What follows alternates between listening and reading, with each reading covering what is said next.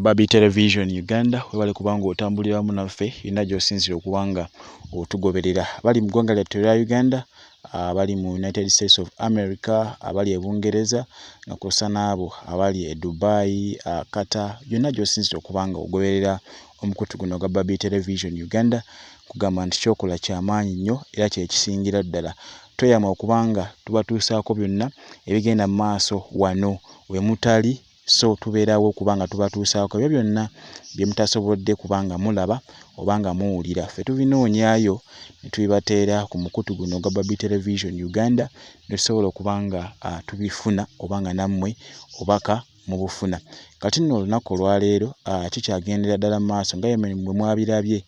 nti Pastor Bugingo yasimattuse amasasi era bigambo bingi nnyo ebizze ebyogerwa abantu ab'enjawulo nga kussa ne bannamawulire wabula olunaku olwaleero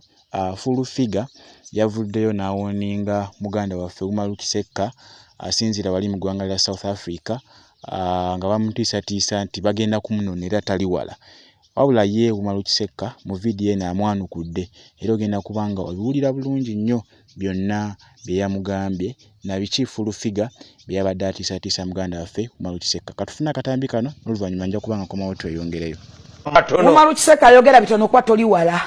tukomawo toli wala kati wulira alabula Kisekka yenna kanguubi tulaba nti agaakubye Bugingo gaakutte ebbali eri kuba nakanguubi likuba ku nnyama olowooza oli seefu gwe tunuulira abakoledde kuki ku Museveni bajjaja yichuli gwe tewakubako mundu kusinga bajjaja yichuli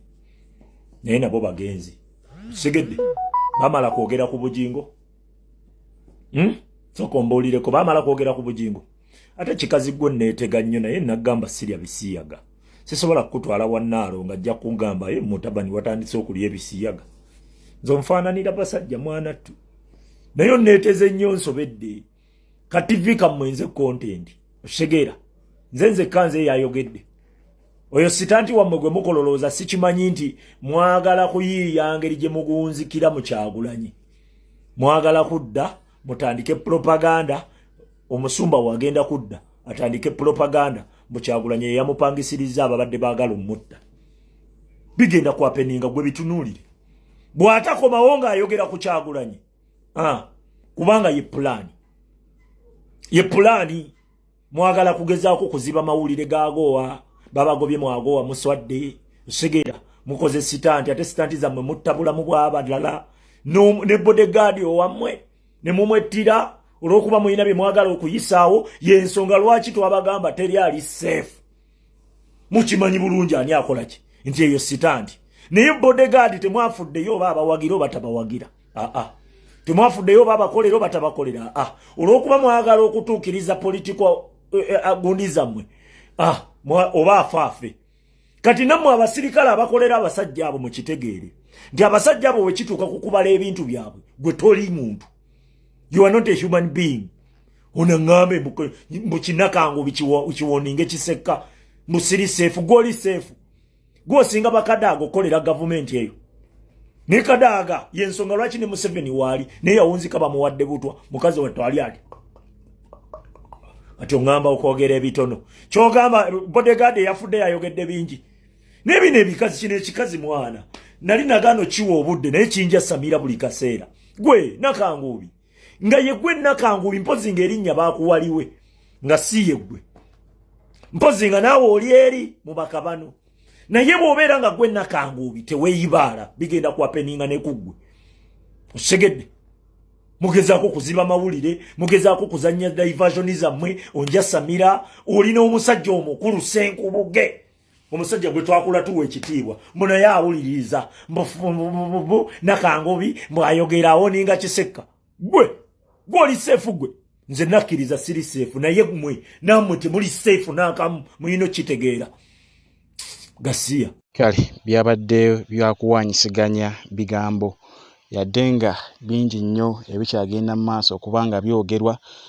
ku mukuumi abamu batandise okugamba nti yabadde mutte wajjo abalala ne bagamba nti Bugingo emmotoka ye bagikuba batya amasasi 13 natasobola kukwatibwako yadde erimu weewaawo nga bagamba nti waliwo essasi limu eryamumiseeko mu mugongo. Ekituufu kyo kiri nti ku byambalo bye yabadde ayambadde tekwabaddeko n'ekimu kiraga. Omuntu bw'aba akubiddwa amasasi afujja omusaayi oba omusaayi gumuvaamu nga mungi, naye okusinziira ku bugingo nga bw'atugamba nti omukuumi ono gwe basse yamugwiridde gye yabadde atudde mu opposite seat. Naye ekyewuunyisa nti Pastor Bugingo teyabaddeko yadde ettondo ery'omusaayi, kubanga agamba nti ye omukuumi yamuprotectinze amugwako amasasi ne gakwata mu ye, naye Pastor Bugingo teyabaddeko yadde ettondo ly'omusaayi. Bamutaddeko agayiso nga bwe wabirabye ebipulasita. Ne neebuuza ki kye bajjanjabye ng'essasi teryamukutte. But anyway, ye Uganda yaffe era nga ebibuuzo bikyali bingi nnyo. Naye okusinziira ku bannamawulire ba Salt Media, nabo baayongedde ne bakikkaatiriza nti ono omusirikale yabadde mukadde wa kkanisa eya Pastor Bugingo. Naye okusinziira ku Commander in Chief owa SFC yavuddeyo n'akakasa eggwanga nti omusirikale ono eyattiddwa amasasi yabadde mukuumi wa Pastor Bugingo. So kati ne tulekebwa mu bbanga awo nga tetutegeera ki kituufu kigenda mu maaso. Pastor Bugingo agamba nti ye yavuze emmotoka ne yeetwala e Mulago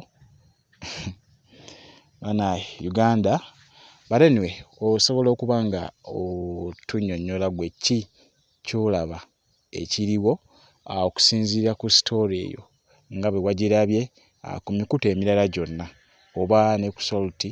n'okusinziira ku ebyo ebyogerwa bannayuganda nga kw'ossa ne bannamawulire. Osobola okuba ng'oteeka endowooza yo wano mu comment section ku vidiyo eno yennyini. Oboolyawo ne tuba nga tugabana endowooza zaffe nga bannankyukakyuka. Kale sigenda kuba nga nsukawo kaawo, atakumira mpeera gire nga abankuumira.